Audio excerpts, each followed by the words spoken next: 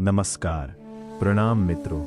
આજે આપણે વર્ષો જૂની અને અનુભવ સિદ્ધ પેઢી જોડાણ પદ્ધતિથી કર્મગ્રંથ ગોખવાનું શીખીશું. આપ અહીં જોઈ શકો છો કે પ્રથમ કડીમાં સિરિવિરજિનમ વંદ્ય ને 30થી 40 વાર બોલીને ગોખવાનું છે. હવે બીજી કડીમાં સિરિવિરજિનમ વંદ્ય ની સાથે સાથે કમ્મ વિવાગમ સમાસો વોચમ 30થી 40 વાર બોલીને ગોખવાનું છે. ત્યારબાદ ત્રીજી કડીમાં કમ્મ વિવાગમ સમાસો વોચમ ની સાથે સાથે કીરે જીએન હેવહિમ 30થી 40 વાર બોલીને ગોખવાનું છે. એ જ મુજબ ચોથી કડીમાં કીરે જીએન હેવહિમ ની સાથે સાથે જૈણમ તો ભન્નય કમ્મમ 30થી 40 વાર બોલીને ગોખવાનું છે.